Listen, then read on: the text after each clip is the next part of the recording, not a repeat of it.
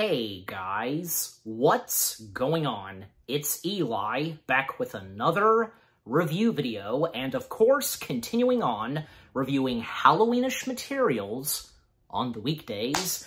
And yes, well, as was teased in the last Halloweenish review, yeah, I'm sure you guys, figured, and, that's right, because, you know, very fitting, of course, and for anybody to watch a Tim Burton film during Halloween time, and yep, because, well, yeah, so you read the title, you know exactly what it is that I'm reviewing, and not to mention, it is celebrating its anniversary, and, you know, to some, you know, say what you will, but for me, I really love this one Tim Burton film. It's one of my top favorites, but yeah, that's right, guys, from 1999, Tim Burton's Sleepy Hollow. Yes, Tim Burton's Sleepy Hollow. And I'm not doing this alone because, well, as I mentioned in the last Halloweenish review, because he joined me in the last, and now he's once again joining me for this, it's one of my good friends, Tiki from So You Want to Be an Imagineer. It's good to have you for this as well. Yeah, happy to be here, man. I'm really excited to talk about Sleepy Hollow. You know why? And that is? Because I think this movie is just head and shoulders above the competition. You might say it's a cut above the rest. You might say that I like this film so much that I want to go off and cut people's heads. No, okay, I took that too far. But yes, I'm, head puns aside, I am really excited about this. It's definitely up there with the best Burton movies for me, if not the most interesting Burton movies. Yeah.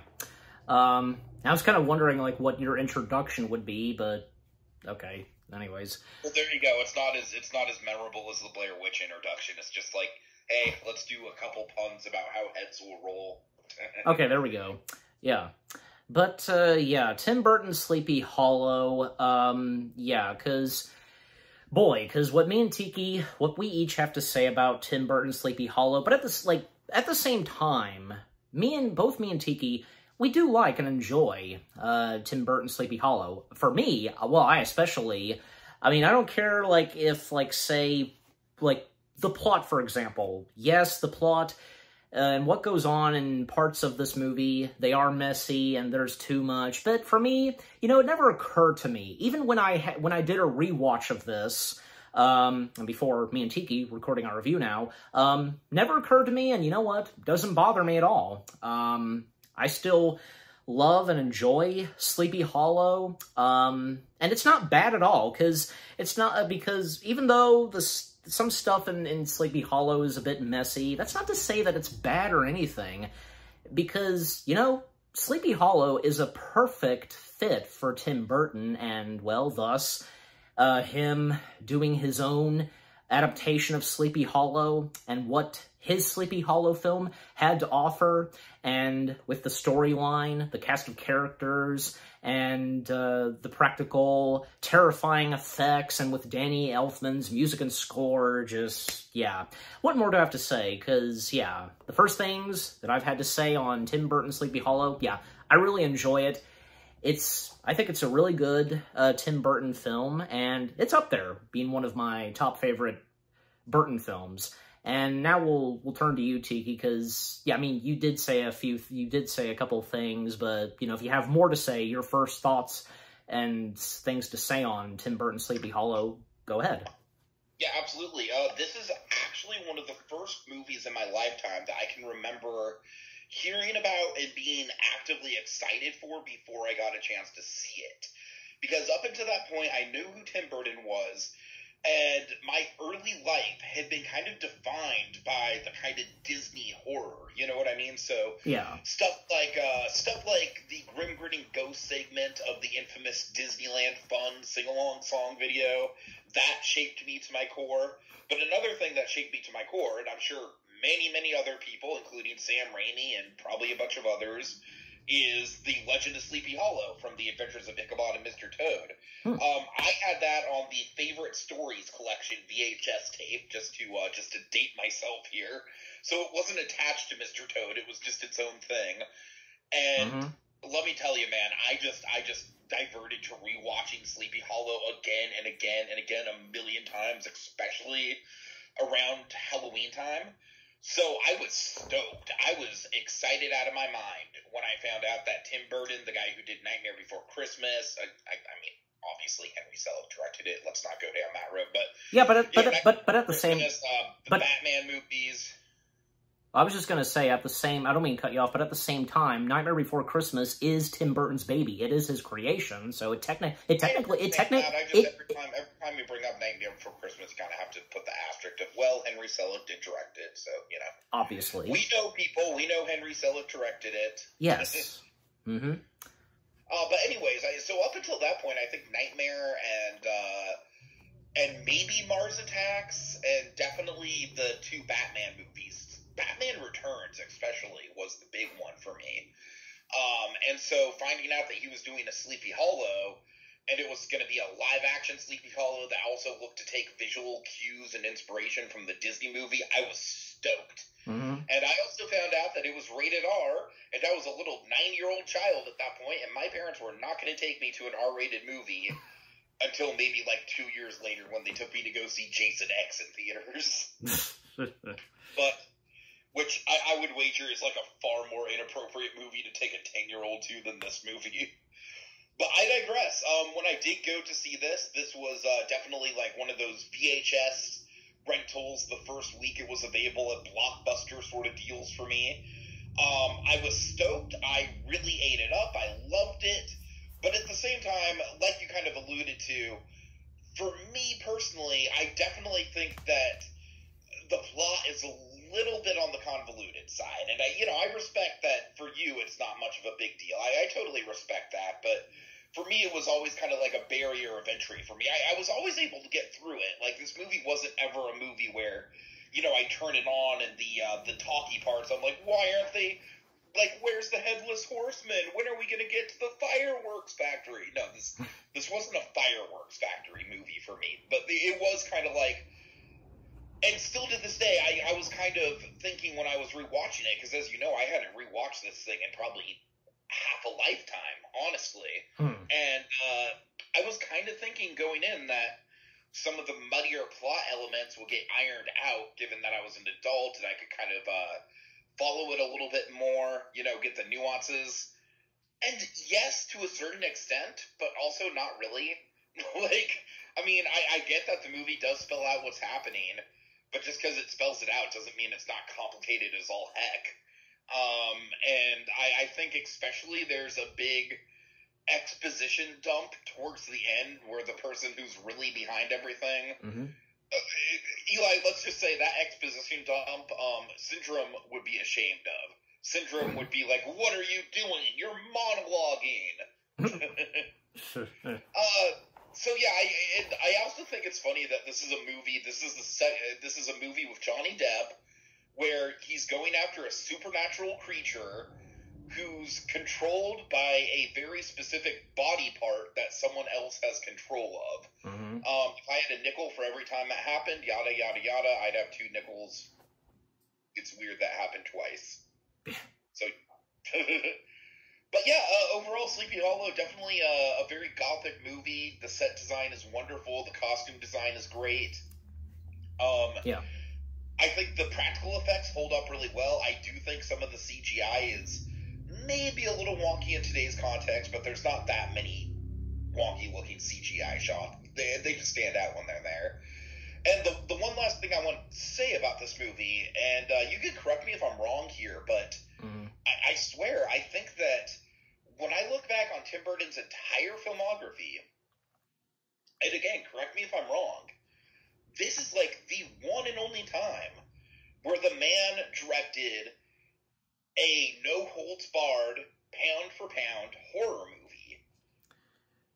I'm not really sure on that, honestly. I mean, what about, like, say, Sweeney Todd?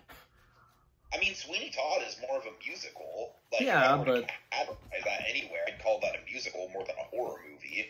well, I guess, like, that being, Sleepy Hollow being the only horror-ish film, you know, that level, I guess. So obviously all of Tim Burton's movies, for the most part, besides maybe stuff like Big Eyes and Big Fish, you know? Yeah. All of Big Fish has a witch, you know? But all of Tim Burton's movies have some sort of supernatural element, some sort of spooky element to it. Yeah. But I think this is the only one that really plays up the, like, we are a full-blown horror movie. It's obvious that Tim Burton is trying to totally emulate Hammer horror in this movie, which I think is a really, like, I have much more of an appreciation for Hammer horror, and when I was a kid, I just had no idea what that even was. I didn't know who Christopher Lee was, you know, so this was before Saruman or Count Dooku, so I really had no idea who Christopher Lee was. And so, you know, it's one of those things where, looking back on it now, it's so clear that this is definitely a passion project for Burton. This isn't just Burton, you know, getting something like Planet of the Apes or Dumbo and just being like, well, okay, I guess I'll do what I can with this, you know? I honestly think out of all the adaptations that Burton has directed, I don't necessarily know if this is the best one, but I definitely think this is probably the biggest passion project out of all of them. Yeah, sounds about right. Okay, well, now you finished? Yeah, I'm finished. I'm sorry. All right, well, just, yeah. Okay, but now that we've talked about, you know, what we've had to say, our first thoughts and such on Tim Burton's Sleepy Hollow, now, as always, for me, read the description / the story. Set in 1799, Sleepy Hollow is based on Washington Irving's classic tale, The Legend of Sleepy Hollow. Faithful, the dreamy, custom-bound world that Irving paints in his story, the film mixes horror, fantasy, and romance, and features an extraordinary cast of characters that dabble in the supernatural. Yeah, so... Alright, so, with that out of the way... so just really for reference, I'm pretty sure it's Irving, not Irving. Yeah, thank you for the correction. So, yeah, again, viewers, you know me sometimes, but anyways, so... Getting into the film itself, actually, just a little bit of background, as I sometimes do, because, well, you know, Tim Burton going high top in the 90s with the films that came out, you know, from the early 90s to the mid/late 90s, and it was after, well, Mars Attacks. Originally, one of Tim Burton's next projects would be a Superman film, but... Oh yeah, this was very much post-Superman Lives. Yeah, but if you know the entire story, viewers, of when Tim Burton was going to do a Superman film, you know. But because that didn't happen, Tim Burton wound up, for his next project, doing a film at Paramount Studios, which, of course, being another movie adaptation of Sleepy Hollow. So, yeah, thus that would be his next project after Mars Attacks, and Sleepy Hollow would be his last film in the 90s. So, yeah.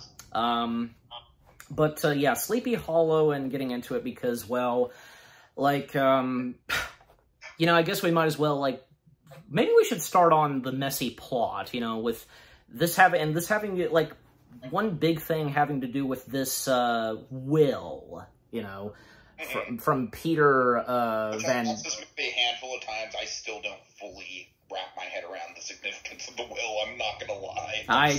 Even I've tried to, so, yeah, but, so Peter Van Garrett has, you know, having this will, and, Peter Van Garrett, actually, because, an uncredited appearance of the late legendary Martin Landau, him playing Peter Van Garrett, and, his son, basically, writing him for taking this will and such, and, well, already, off to a good start, because, well, this is where... It's a pretty cold open, it really is. They really don't make you wait for the horseman at all. Like, he's there in his full glory. Not only that, but we basically get a Jack Skellington cameo. Well, yeah, Pumpkin Scarecrow, basically. Yeah, exactly. Yeah, But point being is that, yeah, even though we don't see him at first, well, because we hear a horse galloping and we can hear a sword being used and such, and, well, Peter Van Garrett's his head being decapitated, and, you know, Peter is fleeing from the coach and getting into the field, trying to escape from whatever it is, and even though he can't see it, just, yeah, and when he comes face to face with that pumpkin scarecrow, and then out of nowhere, because he did quickly come face to face with whom it is, and that, of course, being obviously the Headless Horseman for anybody that would immediately figure it out, and, well, yeah, because Peter Van Garrett being killed as well, and I like because, you know, with the blood, you know, hitting the pumpkin head, that's really good. There's a lot of things to talk about in regards to, like, the way that this gore is stylized. The two things I want to bring up right away, Go ahead. Obviously the color of the blood, because the color of the blood is very Hammer horror. You know, it's very, like, neon red. And then the other thing I want to talk about really quick, just to get it in there and Sure. then put hold in the conversation. Sure. I love how, like, butter smooth and easy it is for the Horsemen to cut off these people's heads. Yeah. It's entirely, like, unrealistic from, like, a physics point of view, but every time they do it, it's so satisfying. It is, yeah. And I remember you telling me this, Tiki, like off camera and such, and when we did one of the streams on your channel, because it still doesn't occur to me. It still does not occur to me, even now that I've watched it again, where you told me that, in your opinion, the blood is cartoony or something. Oh, yeah, no, for me, I definitely think it's a stylized choice. I mean, if you go back and watch the Hammer horror movies, that's absolutely the way that the blood looks, and I think it looks... I mean, especially when you consider when you get into, like, the Ichabod stuff, when he's dealing with, like, dead bodies and autopsying on them. Like, blood from dead bodies does not look that bright. That is definitely a stylistic choice. Yeah, that's... yeah, you have a good point there, but yeah. But I'm just saying, because... I don't know why, but it still doesn't occur to me. I mean, this is live action, and come on, surely, because blood would sometimes be kind of bright, but anyways. Yeah. I think real-life blood is kind of more muddy and brown than bright neon red. Okay. But, yeah, but still, to go through, like, say, some of the plots and such that happen in this movie, because, again, Peter Van Garrett's will, like, what... Do you have anything else to say on the will, Tiki? Anything else you can talk about? Nah, honestly, man, like I said, I think the will is just kind of like a big old Deus Ex Machina, and it's not a very, like, well-established one. I'm not gonna lie. Yeah. Okay, well, continuing with the movie, because, in New York City, because we get our introduction of one of the main characters, Ichabod Crane, being played by good old Johnny Depp, and this was after he was in his second Tim Burton film, which he starred in, which of course being Ed Wood, Sleepy Hollow being his third, and already, because Johnny Depp, he does not disappoint at portraying Ichabod Crane, and, you know, because getting the mannerisms down, and, well, and portraying how Ichabod Crane is supposed to be, you know, especially... like Disney's Sleepy Hollow and how Ichabod was trained in that. Very, you know, nervous and with some certain situations and stuff like that. But yeah. When I was a kid, I was a little bit closed-minded to Johnny Depp's portrayal of Ichabod Crane. Mostly it just bothered me that he wasn't a school teacher. I'm not going to lie. That was kind of a hang-up for me as a kid that I'm totally, like, I don't care about as an adult. As an adult, I think him being a constable obviously works more smoothly with the plot. For this Sleepy Hollow, that just is. like, you know, like I was so used to Ichabod Crane having like the Bing Crosby voice, so like Johnny Depp's kind of like whispery sort of voice. Again, just totally a situation where looking back on it now, I think it's a totally fine performance. I don't necessarily think it's like one of the all-time great Johnny Depp performances or anything, but I think he embodies the spirit of the character well. As a kid, I think I was definitely being too picky about, like, oh, it has to be exactly like the cartoon. Yeah. But this is just another, like, now we've learned, and you, of course, that, you know, it's just another adaptation of the story of The Legend of Sleepy Hollow, so... I I think at the point where I first saw this movie, it barely even, like, occurred to me that it was a book and a classic folktale. Like, I literally just thought of this movie as, like, an adaptation of the Disney cartoon. It's kind of funny to think of it like that. Okay. Well, yeah. Okay, but for Ichabod Crane, because, you know, him, you know, handling dead bodies and investigating and able to, you know, discover what happened to them before they died and so on. But others around him, because like they're just annoyed by certain things that he does. Like, you know what I'm talking about, of course, right, Tiki? Oh yeah, oh yeah. Yeah. What say on that for you? I think it's definitely an interesting way to give him another quirk. I think all his inventions and stuff are very burdeny just in design, and I think that's a really fun element of the movie. I will say I do wish they would have kept him as a glutton. Like, him being a glutton is maybe one of the elements of the original that I missed the most in this, and I think they could have still had him in that role. But I do think that this definitely makes him... You know what's kind of interesting about it, actually, is that if you look at the Disney movie, he's honestly not that handsome. Like, even the way that he's described in the song isn't that handsome. And yet, just through his sheer Bing Crosby charisma, he's kind of a ladies' man, right? Like, all the ladies are, like, swooning for him in Sleepy Hollow. This is kind of the opposite. Like, Johnny Depp is obviously, like, a very typical pretty boy in the 90s, you know? And granted, I know he, by that point in his career, he was definitely trying to kind of, like, escape that image, but still, you know, that's image that a lot of people still knew him from. And so, but in this movie, he's just totally, like, an introverted, asexual weirdo. And I say asexual weirdo just because I have I don't know. I think that a lot of Tim Burton's main male characters kind of fall into that trope. And honestly, as an asexual person myself, I appreciate the representation. So okay, well, okay, but anyways, because at one point, well, the Burgermaster and High Constable being played by Alan Armstrong, and Burgermaster being played by the late legendary horror icon Christopher Lee. You know, even though he only appears in that one sequence, he still is credited top billed and such. Well, you know, I mean, he's Christopher Lee, so... Christopher Lee is like the god of Hammer horror, and this movie is very much an homage to Hammer horror. Exactly, yeah.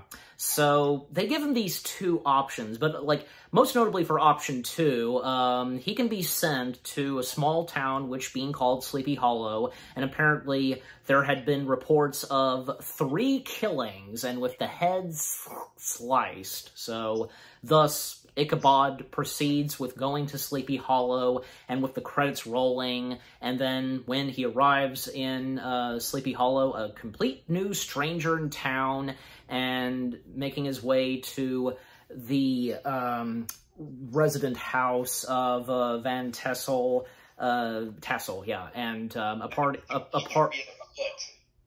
What's that now? I said there's debauchery afoot as soon as he arrives. Yeah, it's like, yeah, because when he makes his way in, well, we see Tassel's daughter, Katrina Van Tassel, being played by good old Christina Ricci, and a little, like, blindfold game, you know, who gets the kiss and such, and, you know, as Ichabod was trying to he was trying to get out of the way and proceed on, well, because she caught him, and, you know... And even Ichabod establishing that, yeah, he's a complete stranger and new here, but she doesn't care and still lends a kiss to him on the cheek. And already, because her fiancé being jealous and already not liking Ichabod, and her fiancé being Brom Van Brunt, being played by Casper Van Dyne. Do we have anything to say on Brom? I honestly do think that they get his character pretty close to how I picture him, and he's one of the few characters that really does carry over into the original source material. I think the problem is I just don't think they do enough with him. Like, they have the one scene with him you know, like, pretending to be the Headless Horseman. Yeah. And then after that, he pretty much just gets unceremoniously killed off. Like, I do wish that he would have been, like, the main rival for Ichabod for a better part of the movie. Because Casper Van Dien, I do think, is a good foil for someone like Johnny Depp, you know, because he's much more of a traditional kind of, like, jock type of guy. Yeah. Well, in my opinion, I think with what was brought to the character of Brom in Tim Burton's Sleepy Hollow, I didn't think it was that bad. I think it worked. Well, so, like I said, I think everything there works great. I think it works so well that I kind of want more of them. And you know, and that all depends on what movie adaptations of books and how they're done specifically and how they do the characters. So yeah.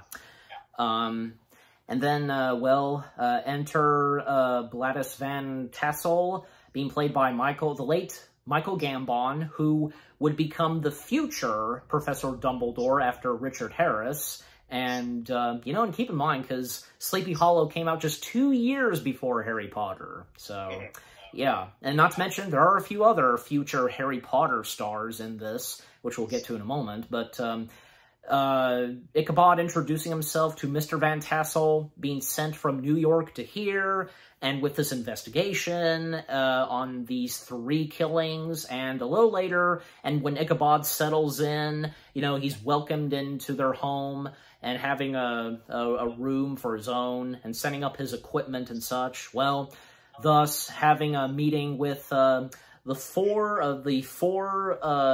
men. I know there's a specific name to them in Sleepy Hollow, but yeah, as was mentioned, from Mr. Van Tassel, there's also Reverend Steenwick, being played by Jeffrey Jones. There's Magistrate Phillips, if I'm getting that right, being played by the late Richard Griffiths. There's Dr. Lancaster being played by Ian McDiarmid, a.k.a. Palpatine, and it's awesome to see him in a non-Palpatine role. I know, and the fact that Ian McDiarmid is in a Burton film.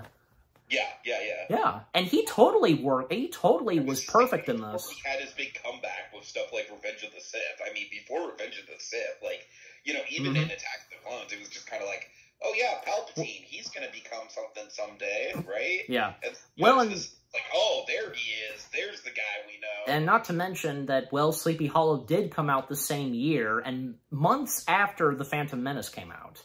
Right. Yeah, exactly. So, yeah. And also, for Phantom Menace, he's very much in the background. He does not get a lot of presence in that movie. Well, I think his appearance in Phantom Menace was still good. So it sets up the character, but like I said, you don't really get the full scenery chewing McDiarmid until Revenge of the Sith. Yeah. And also not really part of the 4 main men of Sleepy Hollow, but he's Cabal. I don't think that's what they're called in the movie, but I think that just makes sense. What was that now? The Cabal. The Cabal? Mm-hmm. Okay. Well, and another person who sometimes is with them, Notary Hardenbrook, being played by the late Michael Goff, and actually, he came out of retirement to be in this. And Sleepy Hollow would be his last on-screen live-action film that he would do, because the later movies that he would do, especially doing 2 more Tim Burton films, he would just do some voice acting and stuff like that, but yeah. Right. Yeah, so basically all 4, but technically 5 of them, basically telling Ichabod and giving him some background on the Headless Horseman, and Mr. Van Tassel giving Ichabod the background on the early beginnings of the Headless Horseman, and he's sometimes referred to as a Hessian Horseman, and Hessian Horseman / the Headless Horseman being played by the one and only Christopher Walken. Oh yeah. I know we're probably, both of us, especially me, have some positive things to say about Christopher Walken in this, but basically Van Tassel telling Ichabod because of the Hessian Horseman and what he was like, and how, you know, how crazy and psychopath he was and how he would kill his victims. And at one point, him getting chased down by some soldiers, and, you know, it's in the western woods, and it's snowy, and at one point, Hessian horseman stumbles upon these two little girls in pink dresses. They're carrying some twigs, and creepily just telling them to shh, but one of them breaking a twig, and that alerts the soldiers, and ultimately, because, well, the horseman trying to take on the soldiers, but in the end, he gets stabbed, and they chop off his own head, basically, you know, getting a taste of his own medicine, and burying him, and with the head, of course, and even, like, his horse did get shot, but, well, the horse, undead, and trying to awake his master, and, yeah, and Van Tessel also establishing how, to this day, nobody can adventure in the western woods because it's terrifying, it's very haunted by the Headless Horseman, and the further they describe and give details to Ichabod about the Headless Horseman, but at the same time, and for a little while, Ichabod thinks that this is complete nonsense. You know, even when it's not just one person, but the whole town believes in the Headless Horseman, so, yeah. But, yeah.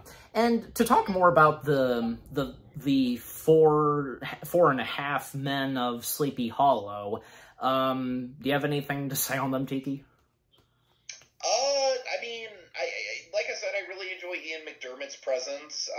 There's one person in the mix that I'm just not going to talk about. You know my feelings on them. You know. I know, and I'm sure you, and I'm sure the viewers know too. But look, at the same time, Jeffrey Jones, yes, I know, but at the same time, this might be one of the more creepy Jeffrey Jones performances, specifically because he's being so menacing within the context of the film already. Like, Jeffrey Jones is kind of, like, usually, like, a lovable loser type character, right? And in this movie, he's the priest. I mean, that has some connotations in its own right. So, I think Jeffrey Jones's presence in this movie is just, frankly, a little disquieting, and that's all I'll say about that. Yeah, and when you say... I think his performance works in the context of the movie, don't get me wrong. It does, yeah. Oh, yeah, I think Jeffrey Jones was fantastic in this. And how'd you put it? Funny loser? What'd you say? Well, yeah, I mean, if you look at stuff like Ferris Bueller, I was gonna say, he's kind of like a comedic foil to the main character. And I was literally going to say, take Ferris Bueller's Day Off, for example. Right. So, yeah. Which he too is fantastic in that. But anyways, but... I honestly think Ferris Bueller is probably his best role, if I'm being completely honest with you. It pretty much is. It pretty much is. Yeah, one of his finest. But okay, but any again, that doesn't excuse the real life stuff that we're not going to get into. Yeah, and if you viewers know, you know. So, but yeah. But anything else to say on the others? Honestly, not a ton. And this is kind of like my first real problem with this movie is that I just kind of feel like with this grouping of like old money, you know, like families, I just think there's too much going on in the screenplay. I think it's just too many names to keep track of, and they're all literally in on the conspiracy in their own way. This is where the plot kind of starts to get a little bit convoluted, you know? How each of them, and how I'll put it this, like, it's how each of them are becoming suspects, and how, well, because them being linked, and how, well, the Headless Horseman going after each of them, so, yeah. But anyways, but continuing on to speed things up because, well, you know what, because, like, let's talk about what you talked about, and let's talk about some more, because, well, still, more on Brom Van Brunt, because that one sequence where he and two of his men prank on Ichabod, where he dresses up as the Headless Horseman. Like, what more do we have to say on that? Well, I mean, that's definitely, I think not only is that obviously, like, the big homage to the Disney movie with the, you know, the Ichabod frogs and everything, it's also, from what I know, I haven't actually read the short story, but from what I know, I think this scene might be the scene that is the most lifted out of the short story, like, word for word. Like, I definitely know that in the short story there's a fake out where Brahm attacks Ichabod as the Headless Horseman. Mm-hmm. I don't know if Ichabod finds out that it's Brahm or not, but I do know that, like, the reader knows that it's Brahm, so there's that suspense of, like, okay, was it Brahm the whole time, or is Brahm just playing a trick and the real horseman's still out there? You know what I mean? Yeah. So I do think that the scene is really kind of a cornerstone of the whole film when you look at it that way. Yeah, I'd say so. You know, not to mention, the only way that in this Sleepy Hollow material, like, getting in the lit-up pumpkin that the Headless Horseman throws. Because, yeah, sure. Well, clearly, because... I do wish this movie would have put... And, again, I don't know how much emphasis was put on the bridge in the short story. Obviously, the Disney movie puts quite a bit of emphasis on the bridge. Mm-hmm. I think the bridge kind of comes off as an afterthought here, but again, that might just be because the Disney movie made a bigger deal out of it than it was in the story. So I don't know about that. Right. I have to look into that. Well, and that's the thing, because in case you did know this, Tiki, because in Tim Burton's Sleepy Hollow, Tim does there are some moments in his Sleepy Hollow film where it pays homage to Disney's Sleepy Hollow. Well, yeah, I think that, like I said, the most obvious thing is probably the Ichabod frogs, but yeah. Yeah, where the frogs, it sounds like the bridge is probably, like, is most likely an exclusively Disney creation, that the concept of the bridge is just not in the short story. Yeah. And not to mention, the lit-up pumpkin is another one, and when at a certain point, and in the climax, Ichabod is riding, well, he's riding the Headless Horseman's horse backwards. So. Yes, I did. The only thing that's missing there is that horrific moment where Ichabod stares down the gap of the horseman's head, you know, where the head should be, and the horseman just laughs at him. Yeah. Oh, God, that's such a classic moment. It would have been nice if Tim Burton's Sleepy Hollow did that, but I think it managed to work with not having it, so... And again, you don't want to just repeat all the stuff from the Disney movie, and I think this movie does a good job of balancing it. Yeah. And another thing that's an homage from Disney Sleepy Hollow is where Ichabod does hit a tree branch, so... Yep. Yep, there's that. So, you know, not to mention because... A dramatic gulp at any point? Now what? A dramatic gulp? Like a...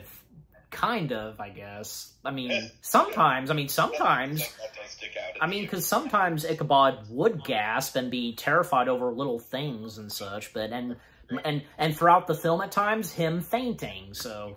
Yeah. But anyways, so yeah, again, Brahm and his two of his men pulling a joke on Ichabod, and there's that, and well, yeah, and with more murders happening in Sleepy Hollow, because well, like at one point, Mazbath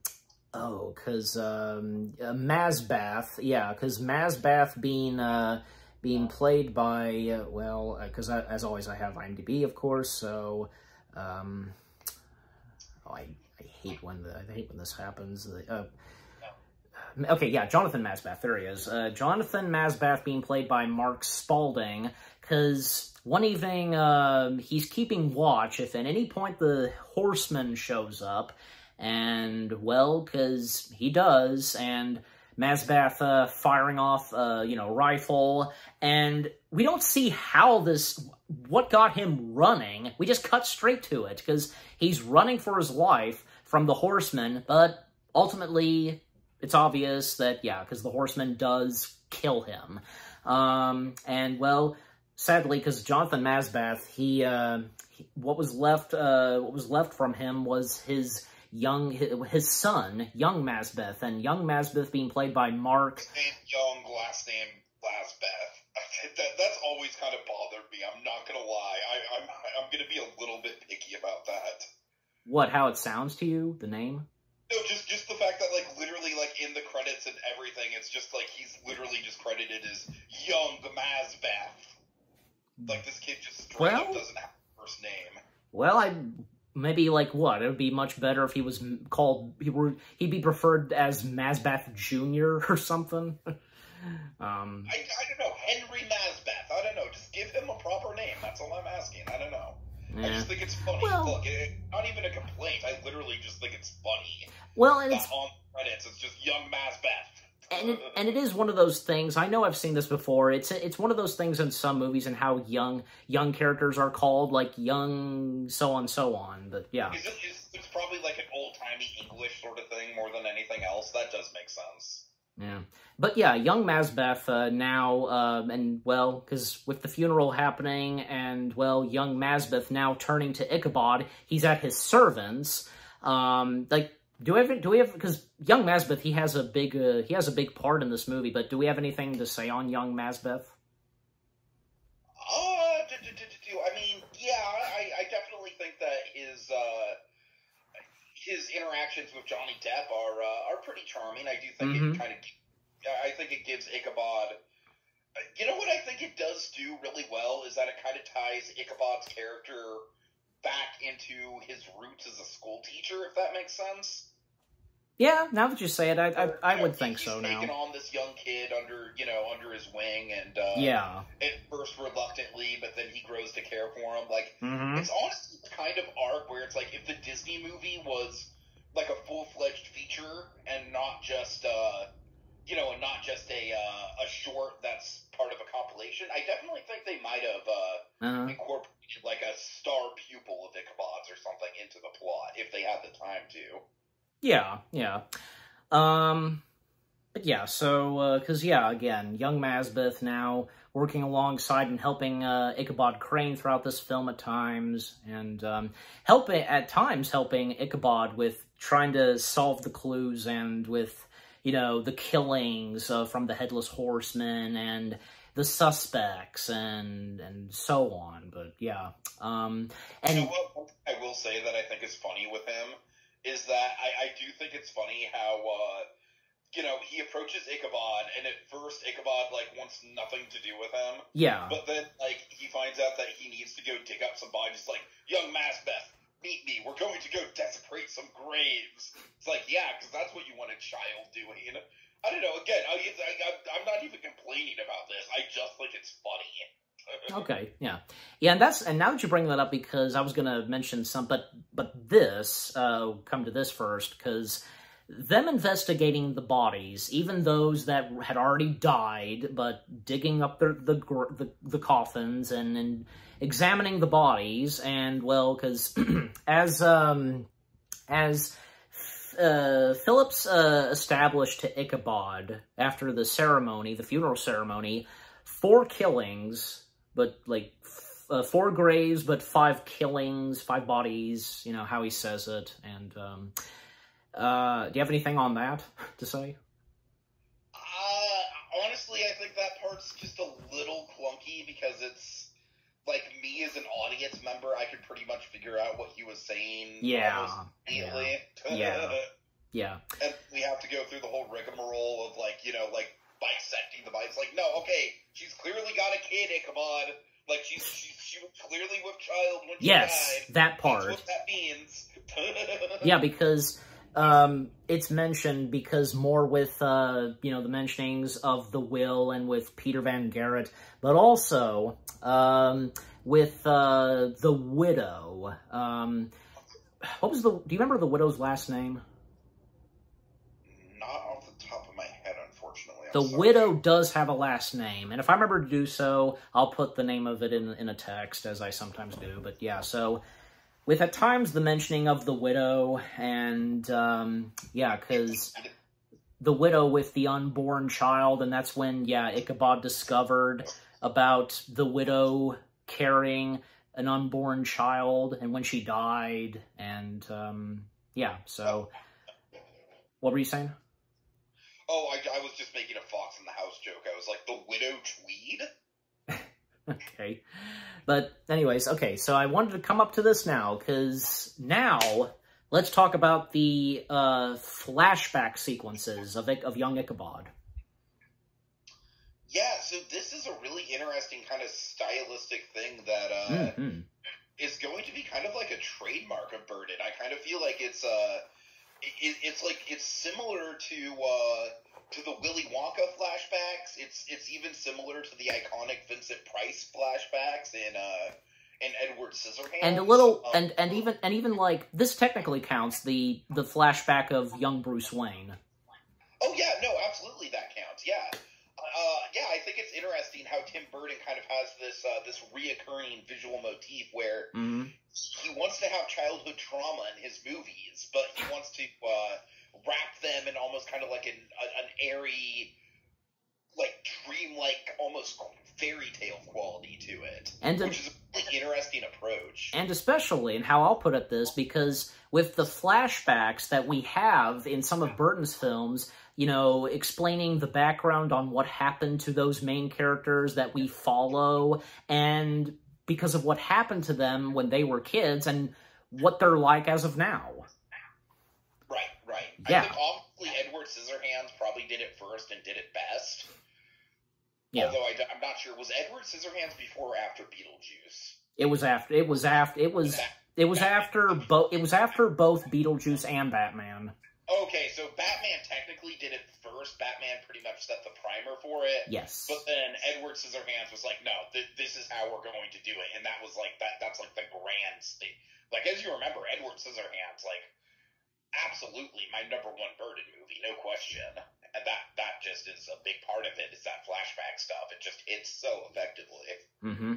But more on the flashback sequences, because, yeah, young Ichabod, young Ichabod being played by Sam Fior, and, his mother, Lady Crane, being played by then Tim Burton's girlfriend, Lisa Marie. This was her second to last Tim Burton film, the last one she was in, which would be Burton's next film after Sleepy Hollow, Planet of the Apes. But yeah, I think Lisa Marie... Ironically enough, Planet of the Apes also has Helena Bonham Carter in it, so that's kind of an interesting, like, passing the torch kind of moment. Best way to put it, absolutely. But yeah, just overall, because with Lisa Marie and her performance as Lady Crane, I mean, not really having any dialogue, just, like, at times, like, saying... She gives off an air of, like, angelic perfectionism pretty well, you know what I mean? Like, mother, like, kind of like the ideal mother that was gone way too soon. I think she gets that across. Absolutely, I agree with you there. You know what the sequences kind of vaguely remind me of? And that is? They remind me of like Chucky's very, very loose memories of his mother in Rugrats. Oh, okay. Yeah. Okay. Well, yeah. It has the same sort of eternal, almost perfect quality to it. Okay. Well, yeah, but again, because with the flashback sequences, excuse me, and with young Ichabod and the happy memories with him and his mother, and even Lady Crane showing Ichabod like an illusion trick and such, optimic, however it's pronounced, you know. One picture... What's that? Does he just call it an optical illusion, or does he say something more complicated? Is it like an optic trick or something? Something like that, yeah. But basically, yeah, because this old trick, you know, obviously that predates in the 18th century, where, yeah, one picture of a bird, and on the other side a picture of a cage, and by flipping it, well, it makes the illusion that the bird is in a bird cage, and at times in the flashbacks, we see Ichabod's father, Lord Crane, who is suspicious about his wife and the mother to his child, and Lord Crane being played by Peter Guinness, and basically him suspecting that his wife has witchcraft and stuff like that in her. So, but yeah. And as the movie proceeds, the more flashbacks we get, and even when, because most of the time Ichabod has fainted, yeah. And yeah, because further on, and because knowing Ichabod some more, and with those flashbacks, and when he talks about his mother a couple of times, yeah. But anyways, I totally forgot how they set up his, the little, like, holes in his hands. Yeah. Like, that's some, like, really, kind of, like, wild childhood trauma stuff that we get into. Absolutely. And coming back to Katrina some more, because not talking about her that much, the more time that Katrina and Ichabod spend, seems kind of, you know, very slowly but surely, a relationship builds for both of them. And again, the more they get to know each other, and even when, like, say, Katrina shows Ichabod where she grew up in, this burned-down cottage house and such, and this fireplace marking Archer, and with Archer being a very important part later on in the film, and even, like, when they spot a red bird, and when Ichabod presents her with a gift that his mother gave him, as I talked about, and even before that, because Katrina gave a gift to Ichabod, a book, a specific book, and more on Katrina, because, what say you, Tiki, about the character of Katrina?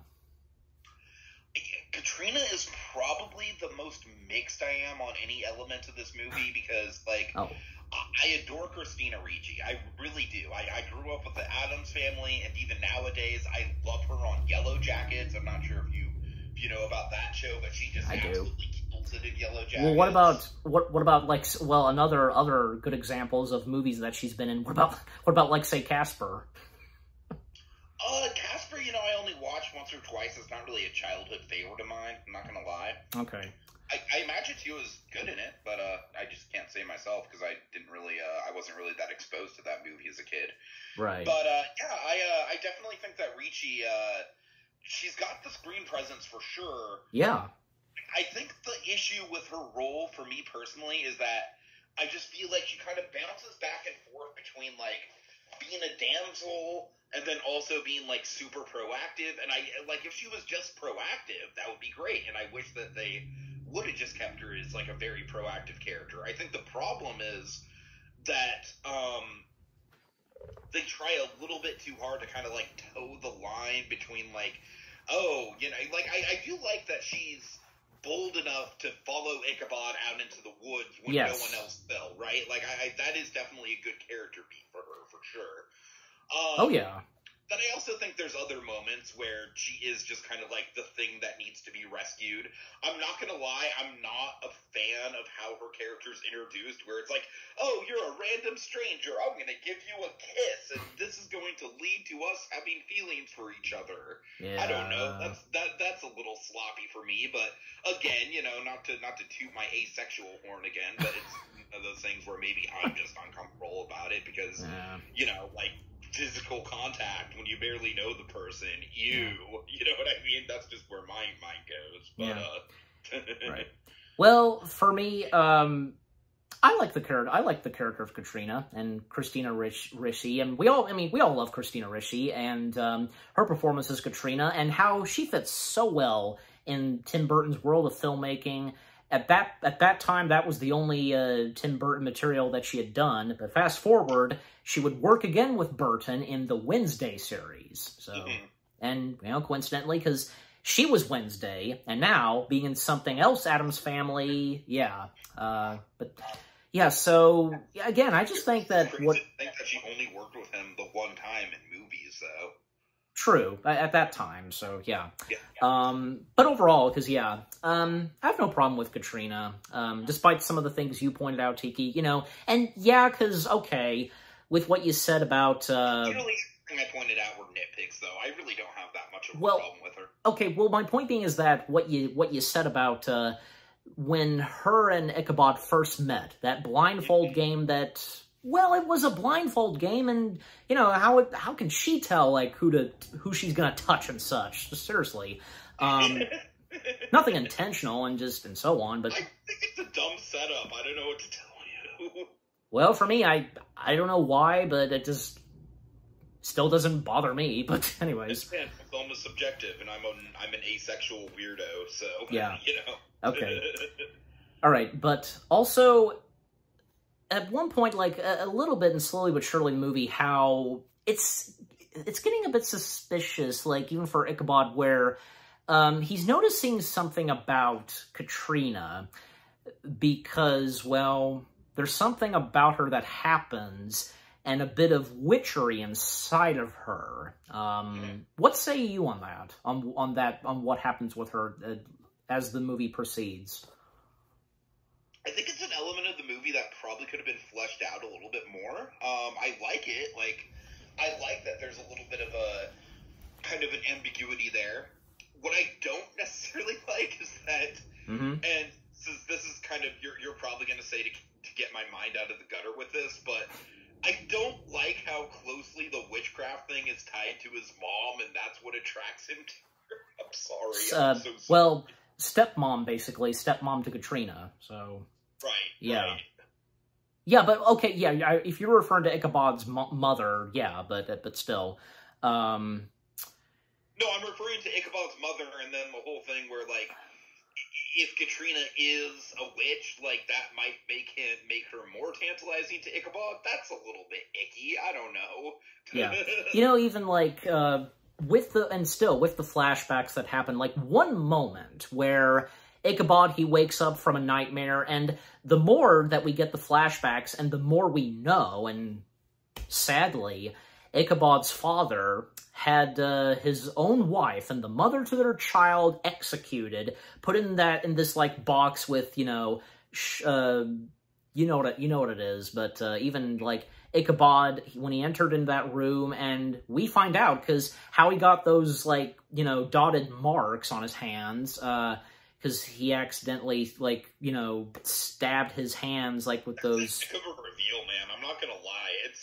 I mean, like, I don't necessarily think the scene in a vacuum works as well as the Edward Scissorhands scenes, but honestly, if we're comparing childhood traumas, like, this might be even more traumatic than the Edward Scissorhands thing, because it's like, not only are you seeing your mother, like, just horrifically mangled, but this is also the root of your own, like, deformity in a way, and then it's also you realizing that your father is a monster. Like, I mean, there's a lot of layers to the drama happening here. Yeah. And I meant to point this out. Burton's, at times, seems to have a thing in some of his movies doing childhood traumas, you know. Oh, yeah, I think that's definitely a reoccurring plot line. Not in every single one of his movies, but whatever goes on in any movie he does, and if it does have, and if it's in the story of background of characters when they were young, etc. So, but also, and I was going to point this out because, yeah, I think like one of the final flashback sequences we get, and well, they're dreams that Ichabod has, and when he discovered where his mother was, and when he stabbed his hands, and seeing that, you know, the container, or whatever, you know, how it's called, that was holding his mother, and her body coming out, and with pour of blood and such, and when he wakes up, Katrina is right there and comforting Ichabod, and just honestly, I don't think I have no problem with it. I mean, it's kind of sweet with what Ichabod says. Ichabod saying to Katrina, you know, having some witchery inside of you, however he says it, and, you know, you bewitching me. So now, I don't know, because I've seen people reacting to Sleepy Hollow. Well, some of them, like at that part where he says to Katrina, "You bewitching me," like cheesy. But I mean, how do you feel on it? I don't know. My whole thoughts on the Katrina Ichabod like dynamic, like the romance of it all, is it's just kind of like, again, you know me, I'm kind of one for like, I don't necessarily think this needed to be a platonic relationship. But I do think it moves a little too fast, if that makes sense. You know what I mean? It kind of does, but I don't know. Again, I mean, it's not. Again, it's really not a huge issue. I'm not going to hold the movie against it. No, but it moves a little fast, though. It definitely does. It does, yeah. Okay, and now let's talk about, say, the murders and killings, the victims of the Headless Horseman, because, well, when some of the four men, starting with Richard Griffith's character, being suspected and so on, and Ichabod on his tail and confronting him, and this is about, say, the widow and the unborn child, and he is not the father of the child, and, well, because Ichabod noticing that Phillips has, a cross to protect him from the Headless Horseman, and he still thinks and does not believe that the Headless Horseman is real. To him, still, it's rubbish, but sure enough... We didn't really ever get into that element before, but I want to just quickly say... Go ahead. I really do like that element of the movie, the fact that Ichabod is very much a skeptic. I think that, again, I'm sure when I was a kid, it didn't work as well for me because I was kind of married to the Disney version, and in the Disney version, he's almost kind of like the opposite of a skeptic. Like, he's very much like a superstitious guy. But no, I think that, I think for this context, just for the sake of giving the plot a little bit of intrigue and forward momentum, I really do like the idea that Ichabod is kind of like out to prove the superstitions of this town wrong. I think it really does make a compelling character arc. Yeah, but by this point, no, because the whole town knowing about the Headless Horseman, and even as I said, everybody, not just one person, believing and knowing that the Headless Horseman is out there and exists, but up until when sheep are scattering, and, well, the presence of the horseman is nearby, and thus the horseman approaching out of the smoke, and Phillips, oh my god, and panicking and running for the hill, and sure enough, well, the horseman going after Phillips and slicing his head, and this was by Burton's request, having the head of Phillips spin a little, which was a pretty cool, a pretty cool detailed effect there. I think it's acceptable and it makes sense. So, and that's when Ichabod, he now sees that, it's real. They were right. The town was right the whole time. The horseman is legit. And fun fact, I know I probably told you this before, Tiki, but in case you forgot, do you know who was originally considered for the part of Hesium/Headless Horseman before Christopher Walken? Oh, you know what? I'm sure you have told me before, but I did forget. It was Brando. Oh man, oh god, that would have... AKA the Godfather. God help Tim, man. God help Tim. If he would have actually had to work with Brando. Burton and Brando, those egos clashing. I was about to say, it probably, by any chance, if that did happen, there would have been a chance it would have been disastrous.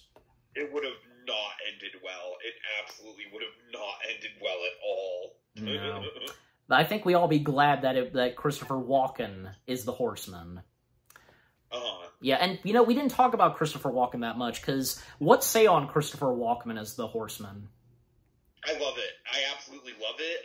And here's the thing. Some people give it crap because he doesn't talk. I don't care. I think that makes the performance even more interesting, honestly. Just all that he does, just, so... And well, because that's all that he needs to do, and especially with that scary... I was saying that, that's all he has to do, just shouting, and well, because he's got that scary look, and with that teeth, and just, that's all... He does such a good makeup job.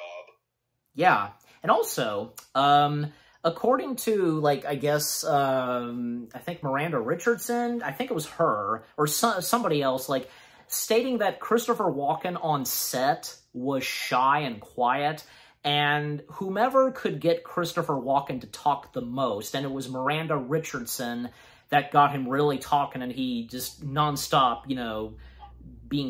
talking and questions and stuff like that, best I can describe, but yeah.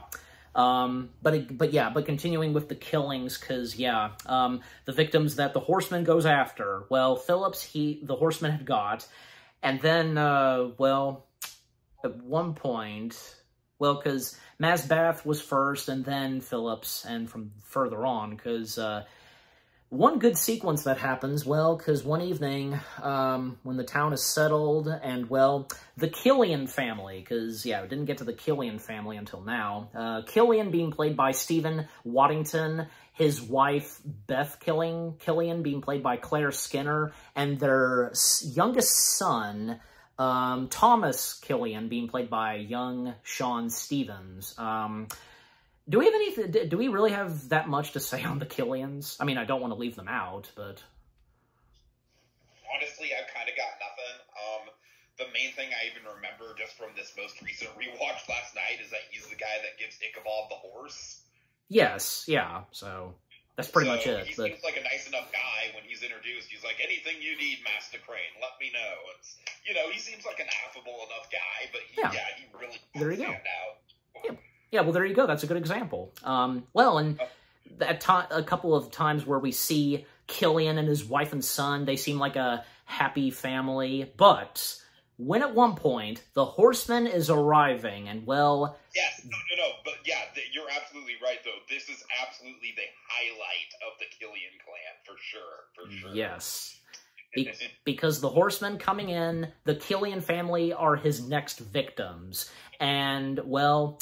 Unfortunately, Killian could not stand against the horsemen, and then when it comes to the wife, well, there's nothing she can really do, and young Thomas Killian, because she put Thomas under,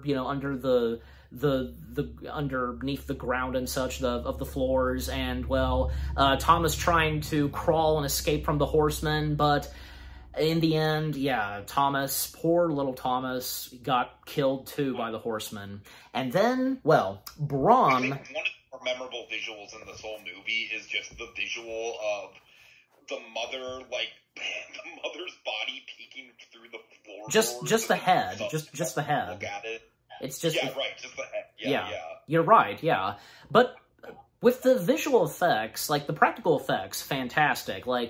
They actually used steeled animatronic horse, and when doing the practical heads and such, and with the visual effects, well, because there's one moment where the fire comes to life behind Killian, and with the headless horseman himself, Ray Park, at times, being the body performance of the horseman, most notably in that sequence when Brom tries to take down the horseman, and that being Ray Park doing the fighting performances of the horseman with the weapons and such, and, Brom...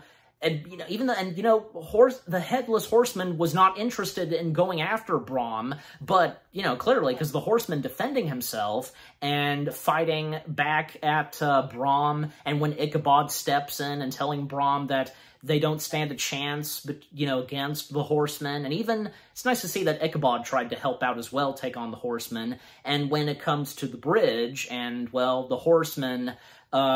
made his way on the other side of the bridge and stabbed and wounded Ichabod and took care of Brom. And ultimately, because Brom, trying to be brave, he met his demise when the horseman literally sliced his body, so sliced him in half and such. At least, Brom was the only character out of all of them where he did not get decapitated, so... No, that's true. That's a good point. I didn't even think about that. There you go. So that's nice to see that for once we have a character where his, he or her head does not get decapitated. But yeah.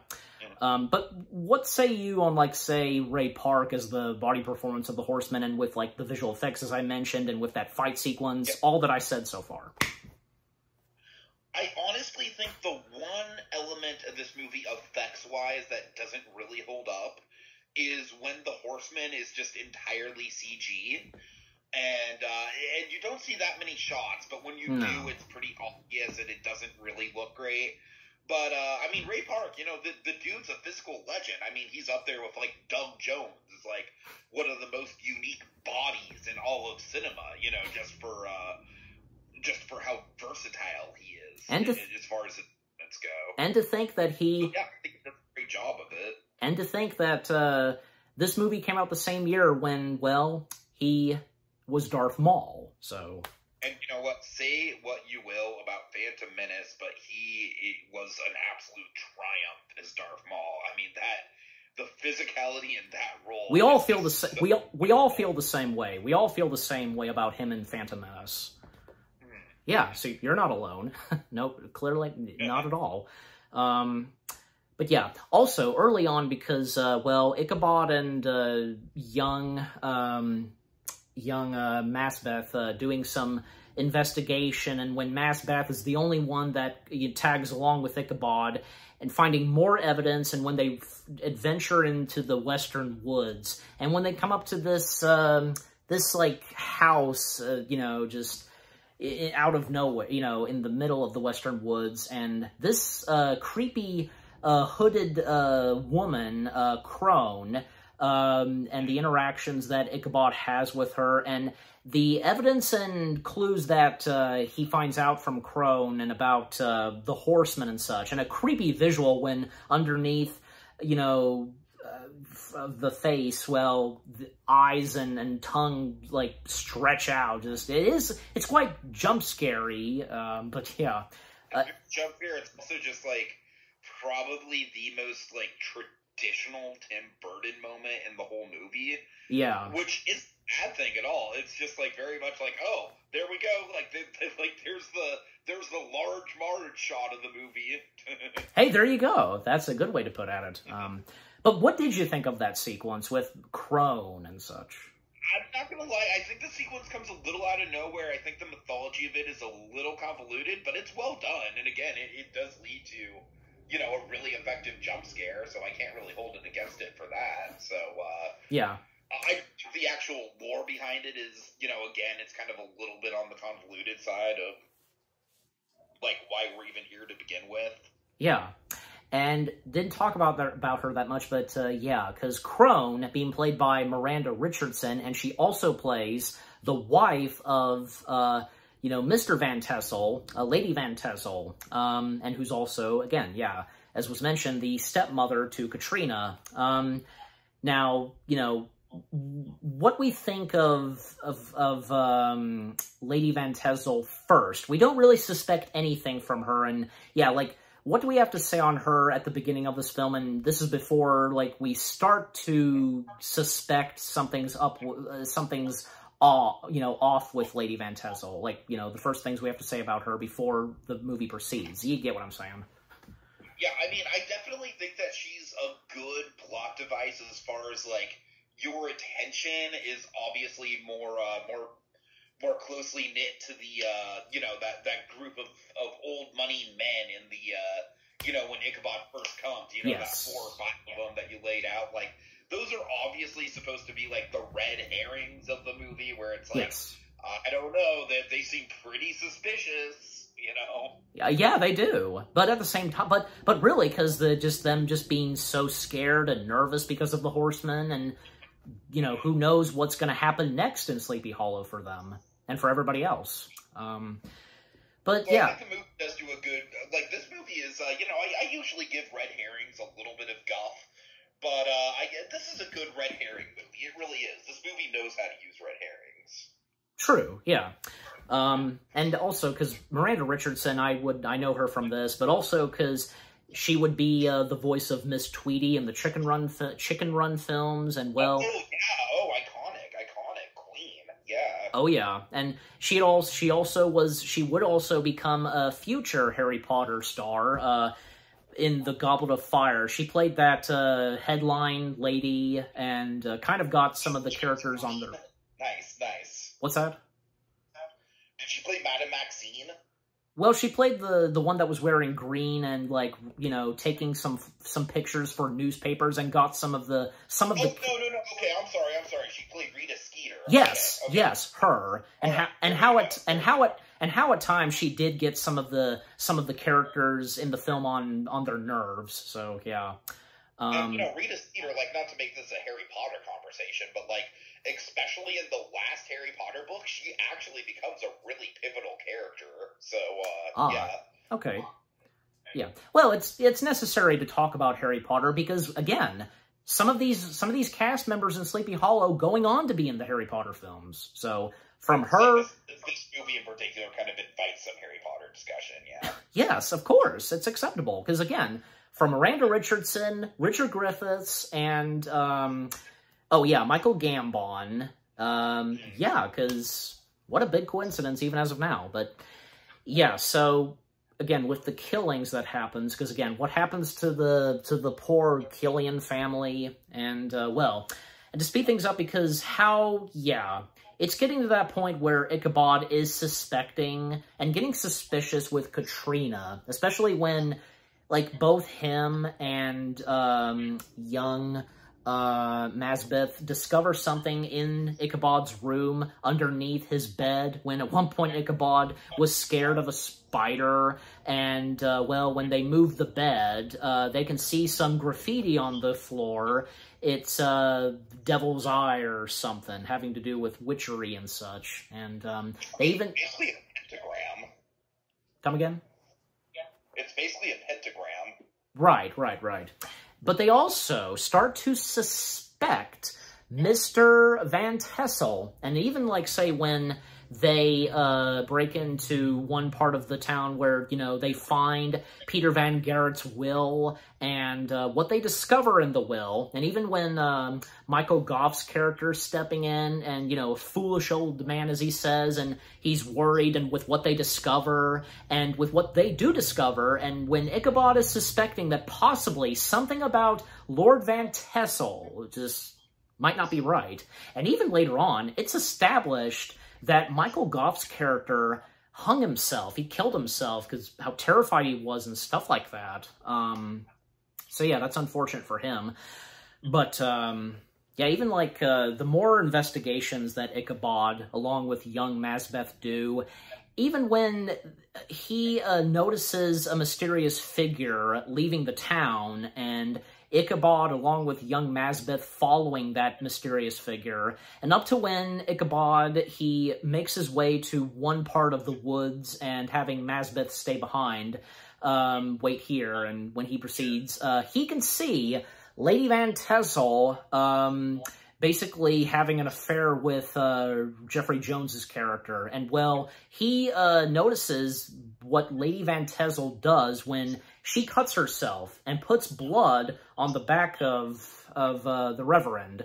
And what could that be specifically, like, and with what Ichabod is thinking? Well, we don't know quite yet, and also, when Ichabod discovers that someone possibly is in control of the Horsemen, because, when Ichabod, Masbeth, and Katrina discovered the location of the Horseman's grave, and it's right at this tree, where basically the Horsemen... By the way, that tree is a frickin' iconic set piece in this movie. It is, yeah, because where the Horseman resides and, a one world to the next, as they say, and we see all of these heads, including young Masbeth's father, and it was good thing, good thing that, he had to turn away from that horrific sight of those heads, and, even at one point... I am just, like I told you, this is probably the first R-rated movie that my parents ever let me watch. Either this or The Shining. I don't quite remember the timeline of this. I want to say this was before The Shining. And so those heads in the tree man, it definitely gave me a reaction for sure. I had never seen anything like that in a movie before that point. Yeah, even for somebody at a young age, so that's for sure. And even, like, say, when they see that the Horseman comes out of the tree, and, the Horseman doesn't... Iconic shot, I love that. It is, and, luckily the Horseman doesn't immediately attack them, because, the Horseman is riding off back into Sleepy Hollow for its next victim. And again, as I said, Ichabod believing that, when they discover the grave of the Horseman, the skull of the Horseman is not there. Somebody took it, and that's when he believes that someone with the skull of the Horseman is in control and ordering the Horseman to go after whoever, and and again, because when Ichabod, suspecting Mr. Van Tessel, and with Katrina as well, and believing that Katrina is helping out her father in some way. And he doesn't really at first suspect anything with Lady Van Tezel, but yeah. And how, just at one point, things end badly between Katrina and Ichabod, and, you know, because it's kind of like it's kind of a bit of a breakup and such, I guess you could say. You know, and even not to mention because, after Katrina's fiance's death, Brom, well, she stated to Ichabod that she did shed tears for Brom, but her heart didn't break. Yeah, but again, I don't really think they get into it too much, but it sounds like the Brom thing might have been, like, kind of an arranged marriage situation, potentially. I would think so, more than likely, yeah. Back in those days with arranged marriages, so, Right. But Your Majesty, an arranged marriage? yeah. I think, you know what, I really think it could be obvious that maybe that's what happened with Katrina and Brom, an arranged marriage, so, and how she doesn't really have that much grief for Brom, so, yeah, that could explain it. But, yeah, so again, things ending badly between Katrina and Ichabod, and, like, one of the last things she says, at that time, her saying that, "I curse you the day you came to Sleepy Hollow," and such, yeah. Like, do you have anything to say on that, Tiki? Because, like, the kind of, I guess you could say, breakup between Ichabod and Katrina? Not particularly. Okay. I feel like the big thing with Katrina's character I actually like is the ambiguity of, like, her witchcraft. Yeah. And again, I do kind of like how she goes out into the forest. You know, that shows that she's got some guts. But the romance side of Katrina and Ichabod, I'm not particularly thrilled about. So with this third act breakup, I'm like, she'll be back. She'll be back. Of course. Yeah. One thing I do want to say, though, because you brought up the whole plot device with the skull. Yeah. As I already alluded to, this is like very Davy Jones, Dead Man's Chest. You know, whoever has the heart of Davy Jones controls Davy Jones. You're right. You are absolutely right on that. It's one of those things. Now, granted, it's not like I'm not holding this against the movie because obviously this movie came out like 7 years before Dead Man's Chest, right? But I will say that Davy Jones is one of the very few times where the big bad actually ends up being subservient works for the plot and works for the character, because I'm thinking stuff like Bane in particular was a big letdown, you know, even something like Trevor Slattery in Iron Man 3. Like, like time and time again, Hollywood likes to build up these really, really cool characters that are very dynamic on screen, and then pull the rug out like, wait, no, it was actually this other person controlling them the whole time. Ooh, Screenslaver. Don't get me started on that. But that's your opinion on The Incredibles 2 is your opinion, so. Well, I'm just saying that's another example of, like, you know, I think the Screenslaver character was cooler when we didn't know who they were, you know. True. But what I mean, though, I do think that going into the third act, knowing that Horseman is subservient to someone else, it kind of, pun intended, it kind of takes the teeth away from the Horseman as a threat a little bit. Yeah, absolutely. Yeah. But yeah, so anyways, and so to speed things up, because I meant to, before I forget to mention this, because you're right on, like, you know, before Dead Man's Chest, but, you know, overall, because Sleepy Hollow was, I think, like 3 or 4 years before the Pirates of the Caribbean franchise, starting with Curse of the Black Pearl, began, so. Curse of the Black Pearl was 2003, so this was 4 years before that. That's right, yeah, that's right, yeah, so. But yeah, so anyway, so continuing on, because, well, at a certain point in the movie, well, because when the next time the Horseman appears again in Sleepy Hollow, well, because for Van Tezel and his wife, because at one point Lady Van Tezel was picking flowers and such, and, well, out of nowhere, because the Horsemen's shown up again, and, well, everybody's making their way to the church, basically, and, Mr. Van Tassel, you know, he can see that the horseman's approaching, and, you know, it seems like the horseman's going to attack and kill his wife, and we don't see it on screen, but basically what happens next is Lord Van Tassel making his way to the church, and everybody making their way, and he alerting everybody that the horseman is arriving, and telling Katrina that he saw the horseman kill her stepmother / his wife, and everybody panicking and making their way into the church, and when the horseman shows up, and, well, basically, because I think, yeah, it is Mr. Van Tassel that the horseman's going after next, but, and Ichabod, you know, keeping, like, he and young Masbeth keeping watch on the horseman, and when they make their way into the church, and I like that. I do like that sequence, and I love some of the delivery of dialogue from the characters in the church, especially when the Reverend confronts Mr. Van Tassel, just how Jeffrey Jones delivers his dialogue. You know, "You endangered us all. You're the one the horseman wants." I just love that for some reason. Yeah, I mean, credit where credit's due. Jeffrey Jones is definitely intense in this scene. Yeah, I'll give him that. Yes, absolutely, because at that moment, their lives are at stake, and when the Reverend believes that it's Van Tassel that the horseman's going after. But, however, Ichabod discovers and witnesses that the horseman cannot enter in the church, and a good reason why he can't, and set ground on church property, another way to put it, and the horseman just roaming around on his horse, and while everybody with rifles, and even young Masbeth, they're firing upon the horseman, well, the guns won't do anything on the horseman. He's unstoppable for a while still, but, and Ichabod alerting the last 3 top men of Sleepy Hollow that the horseman cannot enter, and the Reverend, you know, saying that we have to save ourselves, and Van Helsing taking a gun from one of them, and, you know, we'll get a bullet, and stuff like that, and, Ian McDermott, we didn't talk about his character that much, but, you know, overall, because Ian McDermott as Dr. Lancaster, like, fantastic, of course, in this, but yeah, and the delivery that he gives I feel like all these character actors, though, they kind of, like,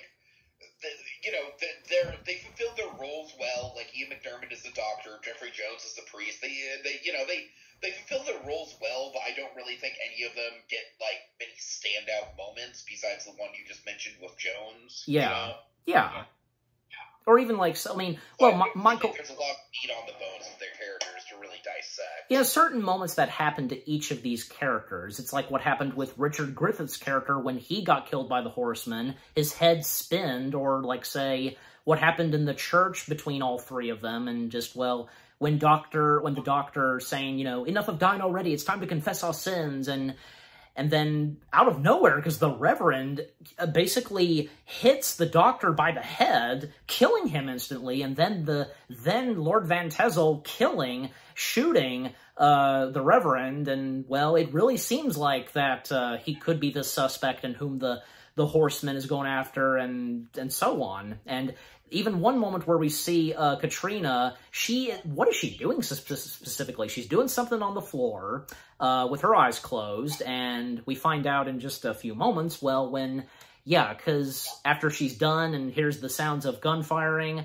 and Van Tassel just panicking, and then what the horseman's doing outside, he grabs a fence post of the church, tying it with rope, and he's up to something.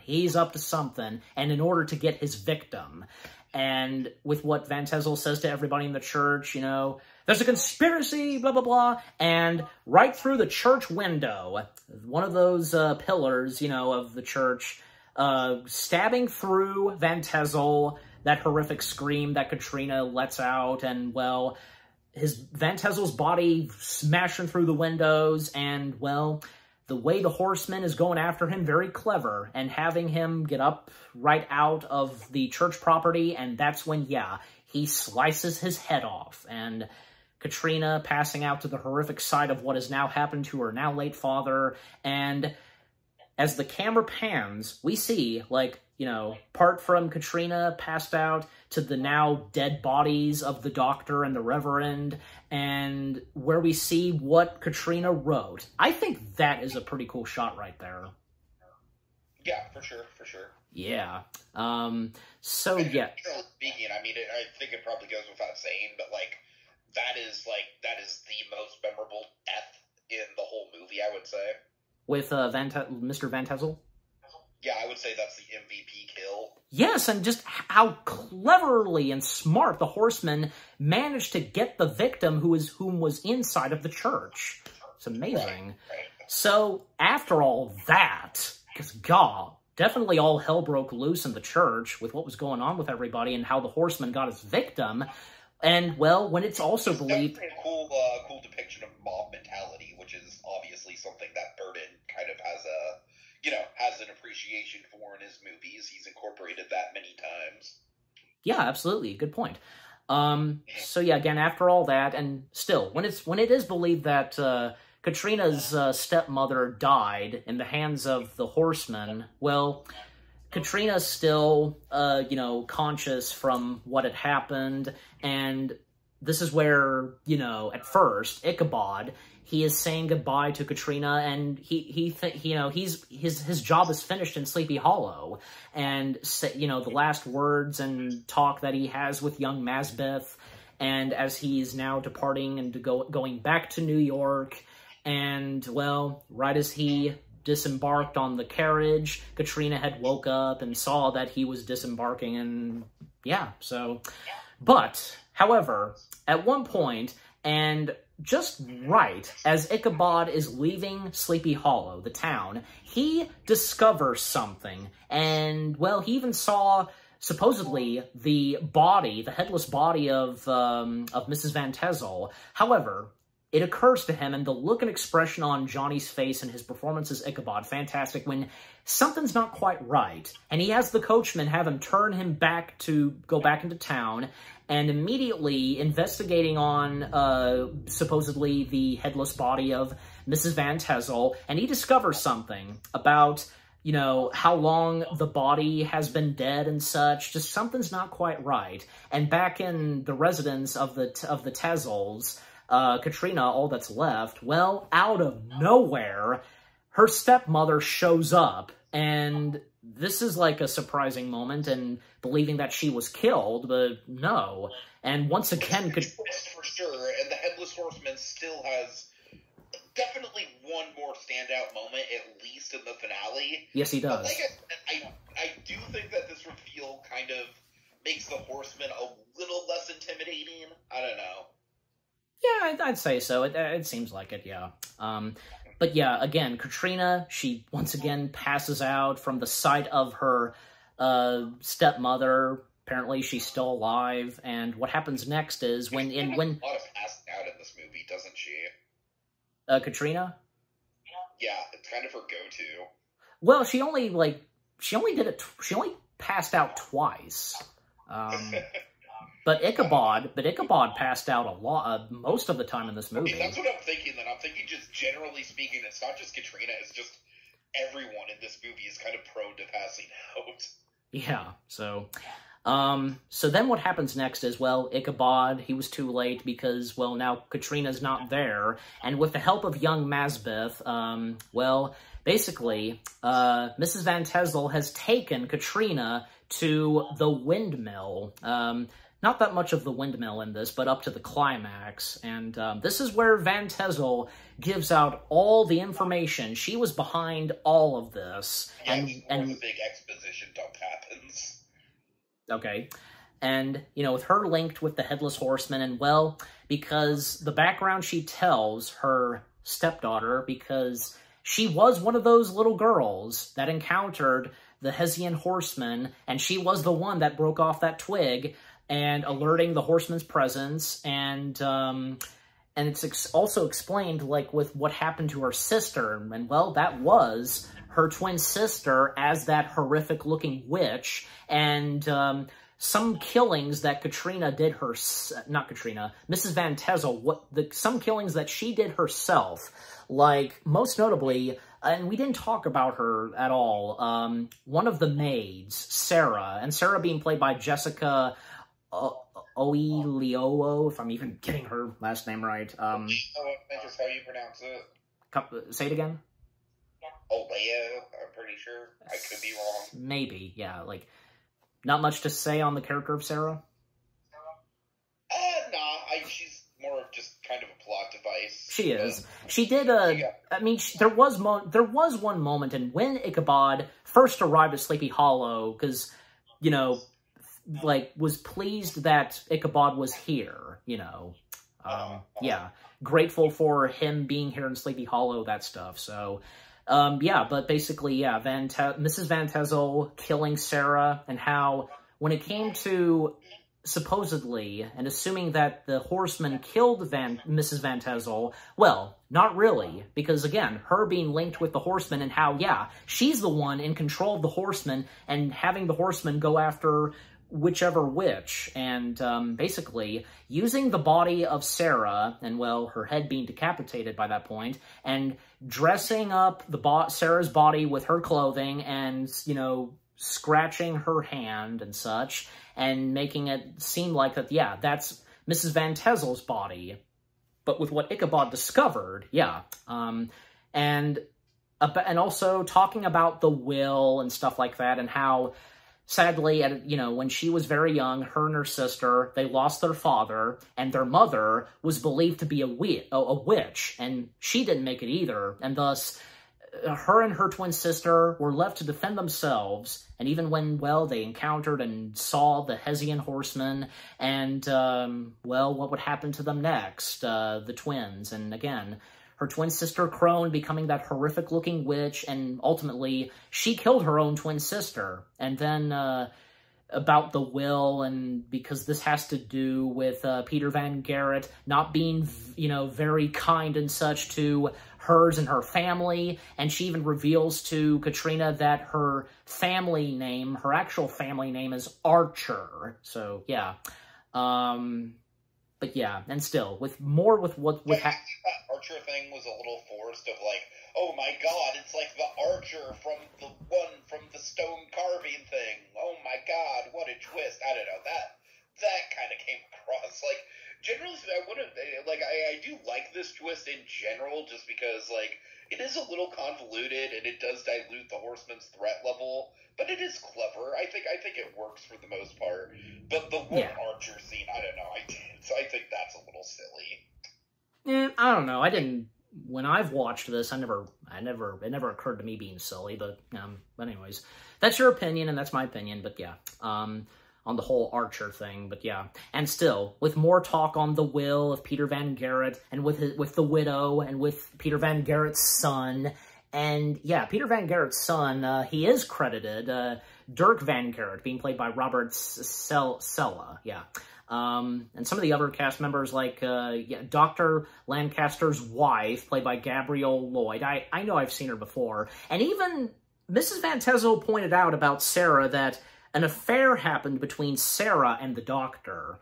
And also, there's Constable 1, being played by Philip Martin Brown. Young Lady Van Tassel. Yeah, Young Lady Van Tassel being played by Tessa Allen Ridge. And some others, but yeah.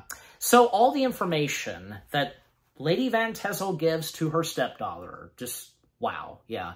And, well, she plans for the horsemen to go after her very own stepdaughter. And even, yeah, because when young Masbeth and Ichabod are making their way to the windmill trying to stop her, well, they kind of don't stand a chance to her. And even when the horseman arrives, and yeah, so the commands that she gives to the horsemen, and, well, because when they made their way back into the windmill, Ichabod, young Masbeth, and Katrina, actually, fun fact, because Miranda Richardson improvised, ad-lib, one line that she spoke, "Watch your head." She ad-libbed that.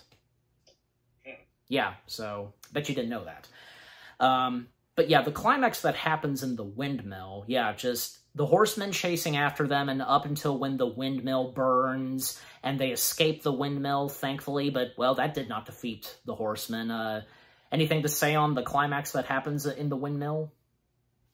I just have one question. Do you know at all if that was a part of the original source material? Because my best guess is that it seems like a straight-up Frankenstein homage, right? I mean, That's what I've always taken this as. You know, I'm not possibly, yeah, that could not have been in the book. But but probably so. It probably is kind of an homage to Frankenstein because of a windmill. Well, not to mention, Burton had done something like that before with Frankenweenie, so...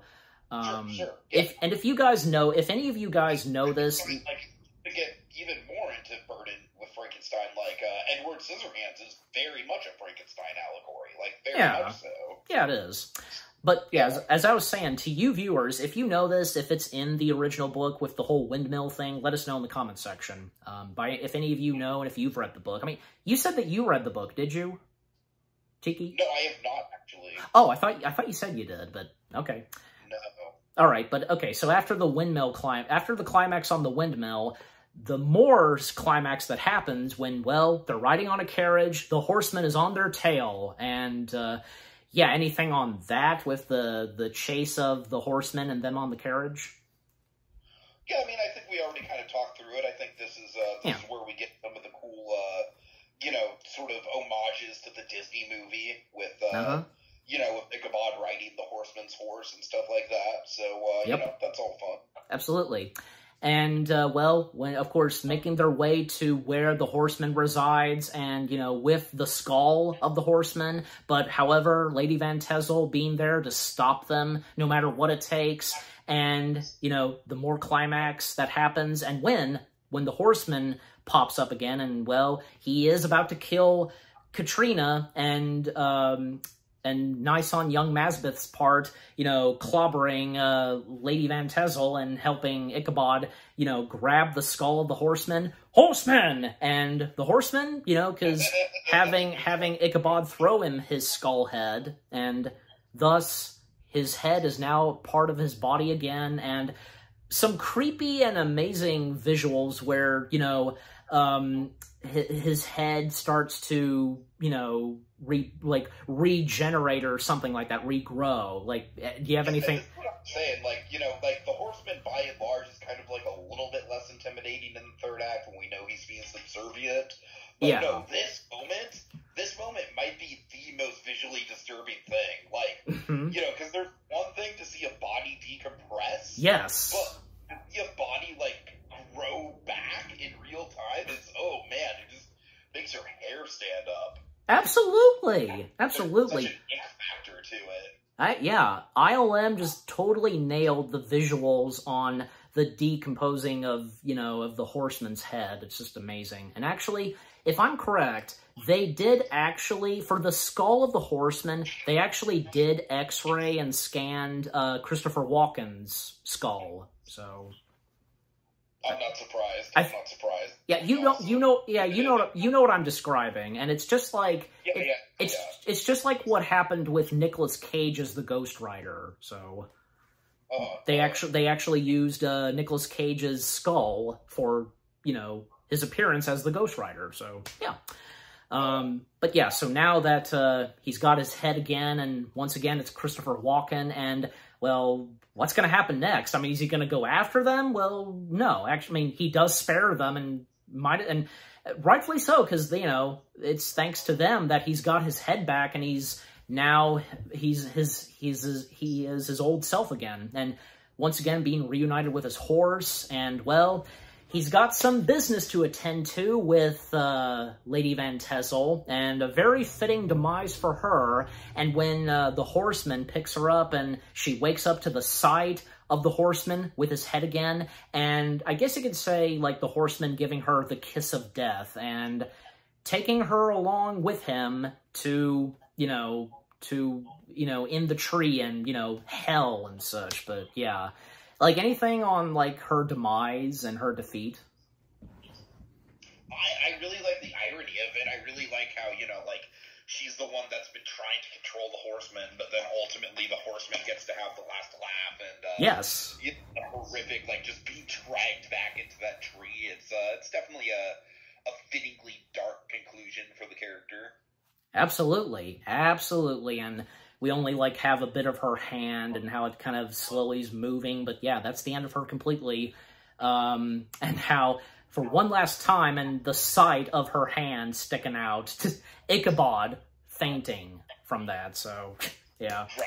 And the aftermath to Sleepy Hollow, by this point, Ichabod, well, he is still making his way back to New York, but along with him is Katrina and young Mazbeth, and this starts like a bit of a family right there for Ichabod. And, you know, especially good thing for Katrina and young Mazbeth, because I think by that point they've completely had enough with Sleepy Hollow and just with all that had happened. So, yeah, makes sense, and rightfully so, for them to be and stick with Ichabod. So, and by that point, and as it was mentioned at times in this movie, how the time and setting of this movie, again, taking place in 1799, and right as a new century is approaching, the 19th century, and yeah, Ichabod commenting on that, you know, a new century on the way, and yeah, and it's snowing in New York, and thus, you know, proceeding on through New York, and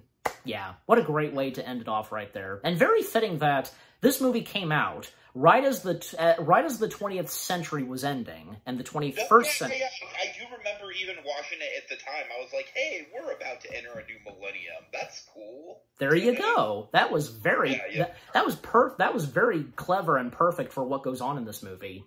Totally. And also, never got a chance to mention this, Danny Elfman's music and score. What do we have to say on that? I don't necessarily think it's one of Elfman's, like, most memorable scores, but I think it definitely does the job. No, I just, you know, I mean, it's not going to be like, you know, stuff like Beetlejuice, Edward Scissorhands, Batman, you know. Nightmare like, Before Christmas. Like Charlie and the Chocolate Factory, like, those are, like, elite Elfman scores. And of course, most notably, The Nightmare Before Christmas. Of course. Of course. This is good. This is definitely solid. I would say if those that I listed are S tier, this is definitely, like, you know, very respectable, like low A to high B tier for Elfman, which is respectable. Yeah, and especially the theme that he wrote that plays at times in this movie, and like a lady, like, you know, singing to it, you know, that piece of music. Yeah, that's good. But yeah, but, I mean, you know, obviously Danny Elfman's music and score in this, as you said, like, maybe not up there with, like, say, Charlie, Nightmare, Batman, Edward Scissorhands, but at the same time, Danny Elfman, he never disappoints with the music and score he writes, and for any Tim Burton film that he does, and in this case for Sleepy Hollow, it's still good.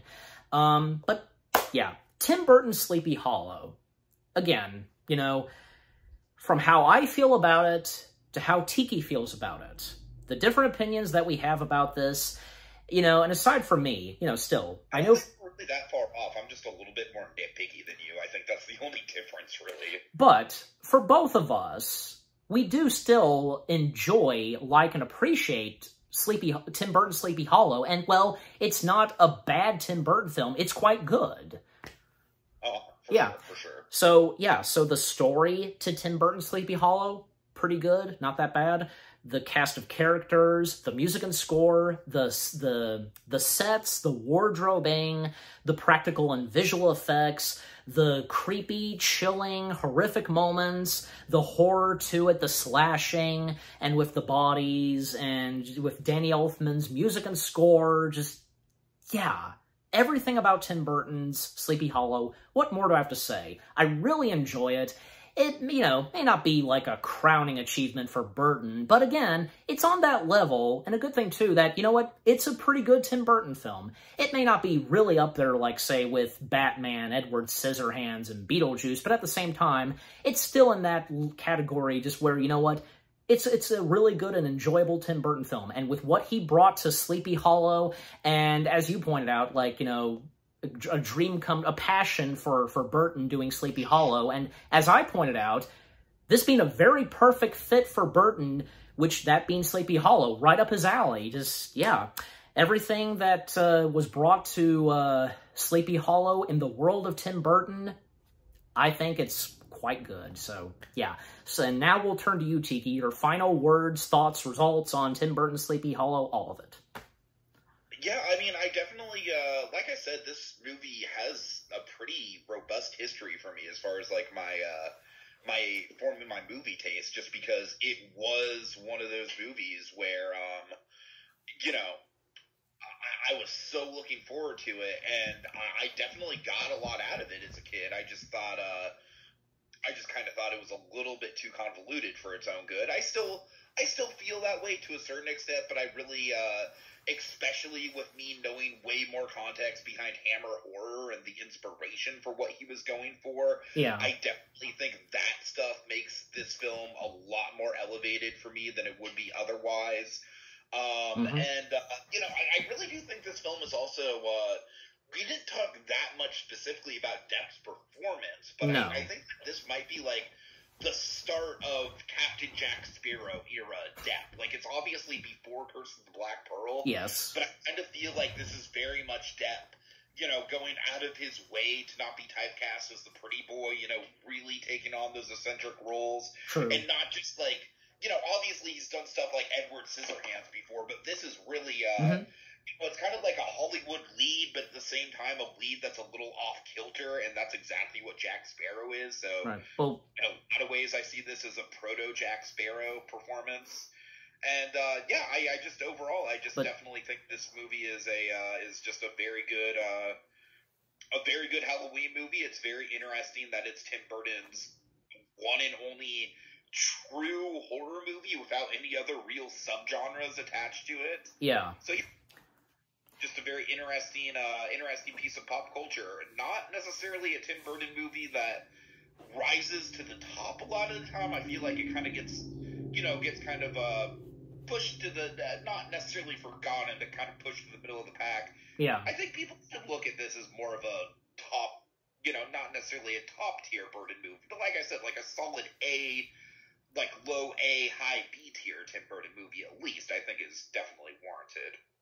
All right. Right. Okay, so there we go. And before we rate it, because actually 3 things I wanted to point out, because to comment on what you said, like, well, Tiki, what about Ed Wood? Because he was the lead in that. He was the lead of the title character, so... I feel like it was a build-up, though. I feel like it was definitely, like, with Ed Wood... Yeah, he was the lead for sure, but he wasn't necessarily, like, Ed Wood is not meant to be like a franchise movie or a Hollywood movie by, you know, it's... Okay, I do get your point, and because with Pirates of the Caribbean, I get it now, so, yeah, I know what you're talking. This one is very much like, okay, like, yeah, this is him, like, in the lead role of what usually would be an action hero. Yeah. But he's decidedly not an action hero. Right, you know? right, I get it now. Yeah. And also, I wanted to point this out too, like 2 things, because Sleepy Hollow was Burton's second R-rated film, the first being Ed Wood, as was just mentioned, and at the time, yeah, Sleepy Hollow being the first film of his to be distributed by Paramount Pictures, which that's pretty cool.